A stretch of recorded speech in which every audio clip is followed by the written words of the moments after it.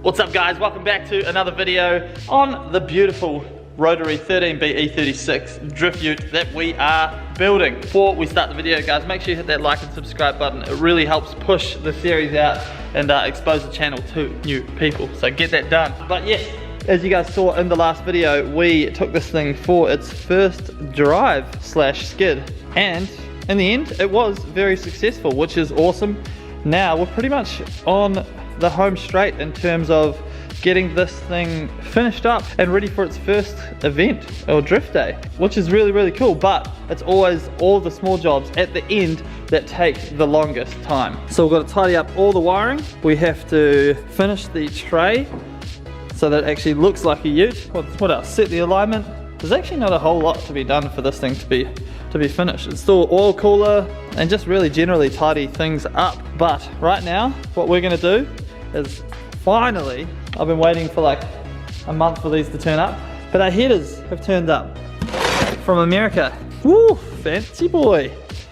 As you can see, the stock headers are hitting the steering shaft we kind of banged them in with a hammer, but not the best job in the world. So I just decided to go ahead and get some nice headers just to chuck in there, and it'll look a lot cooler in the engine bay as well. Probably sound a lot better, maybe make a bit more power, as we are going to run this thing on E35 on the dyno and make sure that everything is all good. So first things first, we're going to chuck those in. It looks complicated, but it's actually not too bad, I think, fingers crossed. And then we'll move on to really tidying up this wiring, making it look all nice, putting some conduit over it and stuff.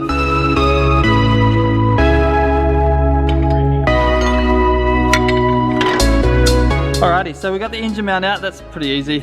Luckily there's a bunch of room in this engine bay. And then now to take the headers off, it's just 6 bolts, 3 up top, 3 down the bottom. And then I have to remove the O2 sensor as well. And then it should just come off nicely, which is mad. And then we can see how the other ones fit. I'm a little scared that the other ones will hit the steering shaft as well because of the way they're shaped, but we're about to find out. Alrighty, so that took a little bit more work than I thought. Skip forward a bit. Ended up undoing the steering shaft, which meant undoing the steering rack, which is actually quite easy, a couple of bolts. But now this should just, the headers should slide off, and I'll pull them out underneath.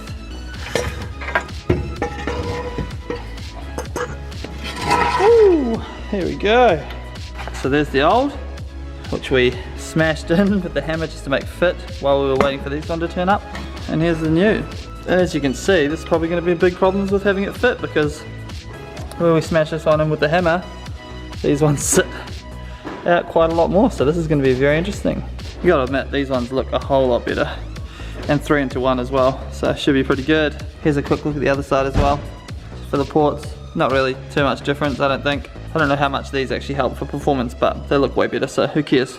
Alright, so I have test fitted the headers. They look cool, but unfortunately they're not going to work. I don't know if you guys can see, the steering column, which is right here, literally goes through, or needs to go through, where the headers are running. So there's no way that it's going to fit. But that's what you get with this stuff. It's always a bit of trial and error. I thought that they'd fit better than the stock headers. I thought they'd be less chunky, but just the way that they flow is unfortunately in the wrong place. We will still potentially use this. I'll cut it all up for a turbo conversion if we do end up going turbo on this motor, which is very possible given that this motor has been rebuilt with the one-piece apex seals, so it is stronger. And my tuner does want to go ahead and put 7 psi up, but apparently it really wakes these things up, and 7 psi is super reliable all day for about 250 horsepower, which isn't crazy power, but it'll make the noises and be rad. So that might be something that will come into play a little bit down the track, but for now we are going to use the stock headers. So I'm going to go ahead and just fix these things up a little bit and chuck them on, and then we'll go ahead and we're going to start on the wiring.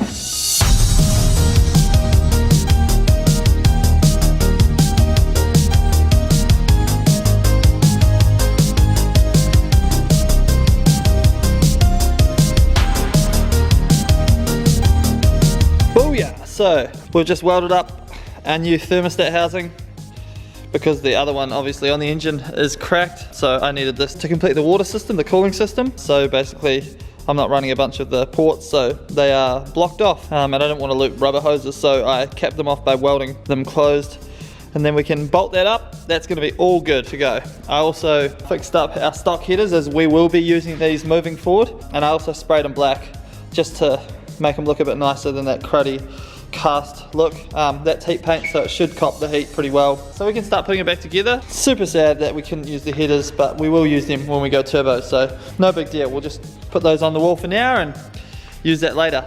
Also, in other news, we are not going to run these wheels flipped anymore. So I'm going to put them back to normal, and instead we have 50mm spacers that we're going to be running up front, like they do in Japan, because this fitment is just too wide, and I have to run the front of the car too high to make it work, and I really hate when cars are really high. This thing needs to be absolutely dumped on its butt. So we'll flip these wheels back. The 50mm spacers should bring them out to the fitment that we need, and then we're pretty good to go. Also need to chuck some spacers on the rear as well. But really, once I finish this car, the look, it's going to look so cool. It's just literally thrown together at the moment. But once we, go over front to back and actually do everything properly, I promise you, this car is going to look so freaking sick, and obviously sound the goods as well. So I've flipped the wheel backwards. As you can see, it's back to normal now. Woo, normal boy. Obviously we will be spraying them a nice fun colour. I might keep the centres black and spray the dish teal, same as the steering wheel, or maybe you guys can let me know in the comments below what you think I should spray them. Got a 50mm spacer on. I've only got 2 studs on it at the moment because I need to order a stud kit from GK Tech for the extended studs, but for now that'll do us, and we'll chuck the front wheel on, kind of see how the fitment's going to look.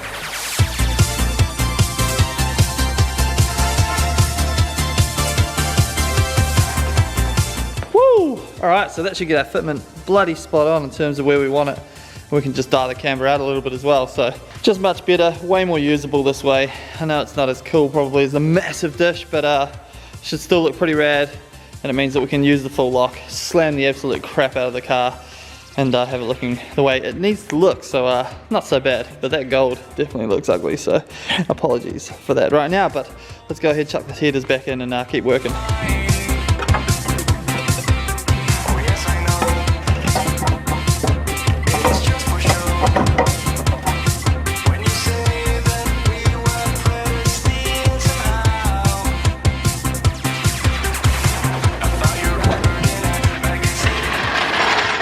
Boom! Ah, that's so much better. Look at that fitment. Yes! Ah, beyond stoked with that. Now I can slam it the heck out so it can come right down to here, which is nice, and I'll still be able to use full lock. Cool, so time for a bit of an update. Sorry guys, I got a little bit ahead of myself, and I've just been smashing out work on this thing, and I have tidied all of the wiring up.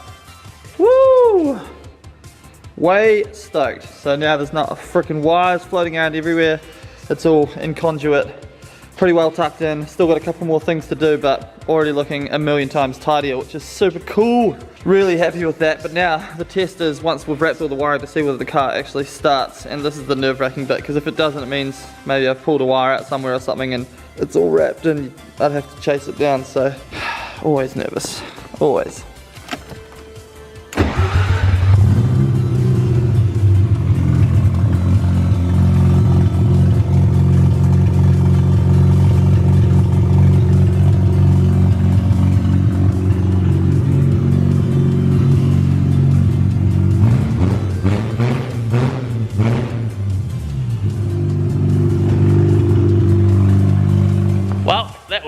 So that is freaking sweet. One step closer.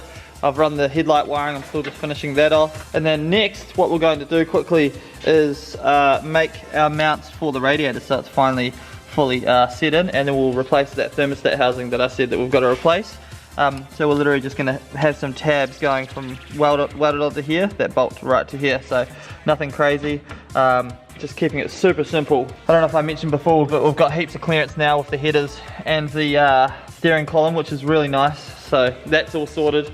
Once we do the tabs for the radiator and fix up this thermostat housing, we'll go ahead and chuck this thing on the hoist, and I just want to suss out a couple of things underneath, and I want to slam it out now that we've sussed out our wheel fitment, just to G myself up a little bit, because we're really on the home straight now, which is freaking amazing. We're at the pointy end of the build, but yeah, just really hoping that this thing is going to be just a fun, reliable, just freaking seat time car, even if it does have a rotary, which is a weird choice of engine if you want something to be reliable. But I have faith. I think it's gonna be rad.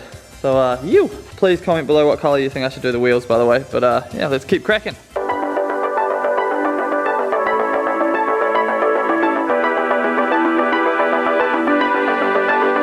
Boom, so here's our radiator mount.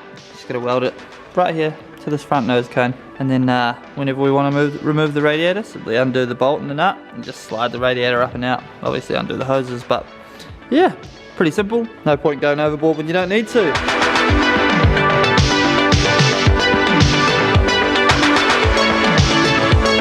Alrighty, our radiator is officially mounted.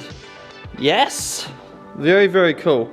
I must say, guys, I'm really proud of how this has all come together, to be honest. Obviously, you know, you have bright ideas like, whoo, I'm gonna put a 13B into an E36, but to actually accomplish it without any kind of off-the-shelf mounts or anything like that, especially for someone like me who's a bit of a nufty, is a pretty big deal. But of course, we are not done just yet, but, you know, it's in, it runs, starting to tidy it up. I cannot wait to freaking water blast this whole thing because there's so much crap everywhere from painting the car and all that jazz, but it's just going to look really super tidy in here, I think, which is awesome. Still need to chuck a overflow can over here, just a couple of wee things, but to be honest, engine bay wise, we're mostly there. Really stoked on that. I am going to now chuck the car up on the hoist and we're going to start doing a couple of things.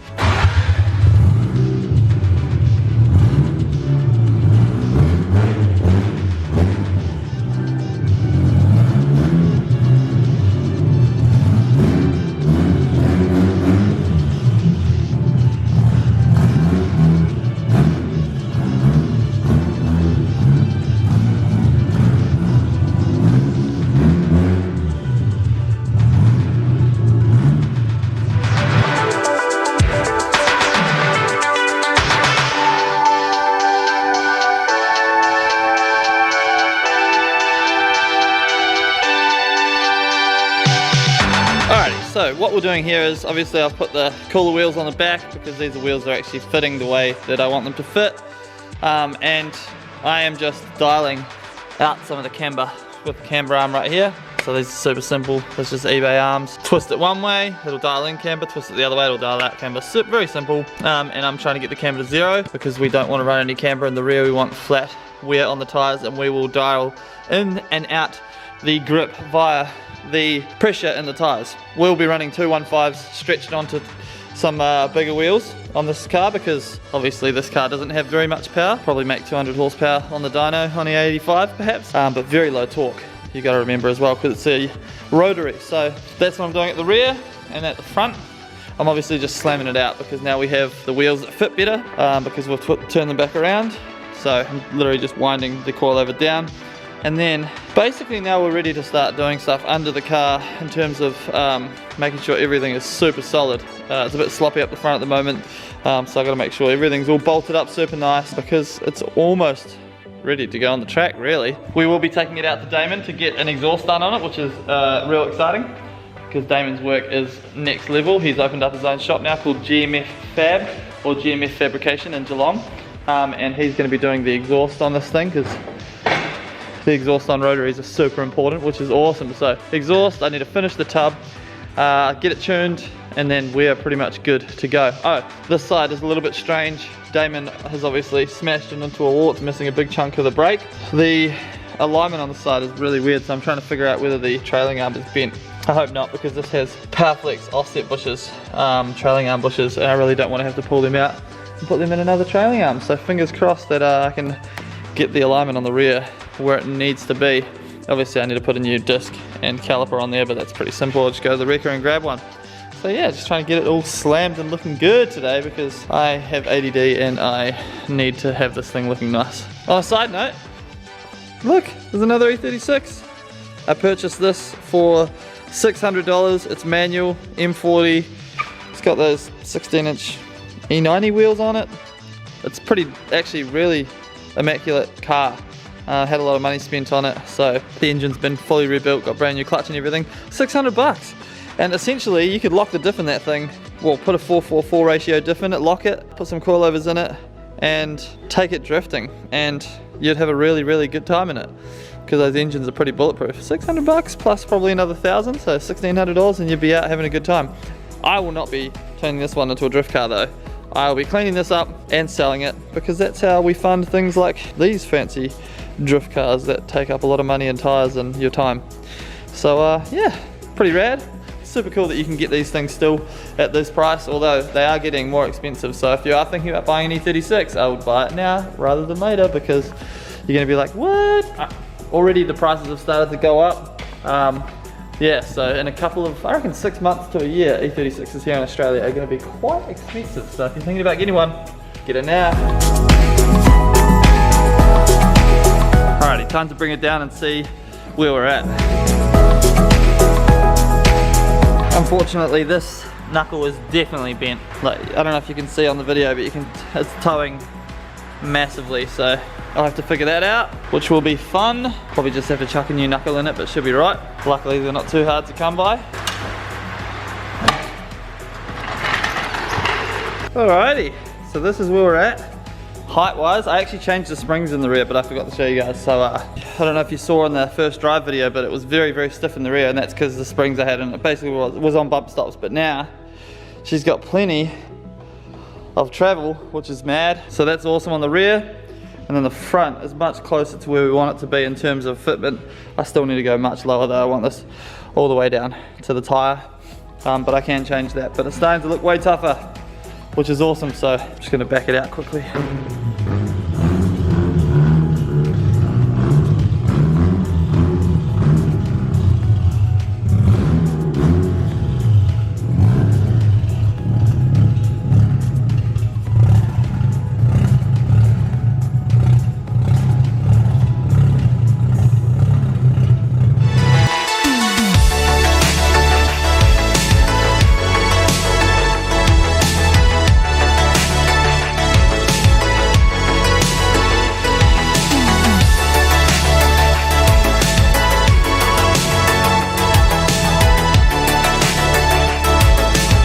That is the end of this episode, guys. I really hope you enjoyed it. Obviously this episode was full of little things, little jobs, the filler jobs that kind of in between all the fun stuff, all the big stuff like putting the engine in the first drive and stuff. But all the little jobs are very crucial to getting this thing fully ready for the track. So we just have to get through the stuff, but at the same time, I'm really enjoying it. I'm definitely proud of how far the car has come so far. And it's just so cool to see these two cars together, because they are so different. Obviously this one's not finished yet, we've got a lot more buttoning up to do, but it's getting there, and I'm pretty happy with it. I really cannot wait to hear it with a proper exhaust on it, because at the moment it's just so loud and brain draining, it's insane. So that's going to be fun. This E36 is going great, other than snapping an axle that I need to replace. We found the issue and this thing is going freaking awesome. So all it needs is a clean, a once over, probably a service again, because I like to put new oils in, and she's good to go for the next event. So we're at a pretty good spot right now as it sits, and there is an event coming up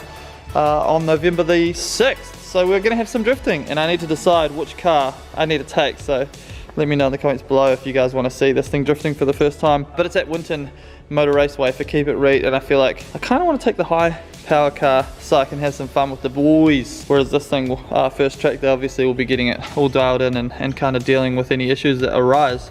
But you know, it's all good. Also, if anyone wants to buy an E36, hit me up, slide into me DMs. Thanks so much for the support, guys. Make sure you hit that like button, subscribe if you haven't already. It's super easy, you just need to hit a button, and follow me on Instagram at It's Mike Lake for any behind the scenes stuff that you guys want to see. And I'll see you guys in the next video. Yeah, peace.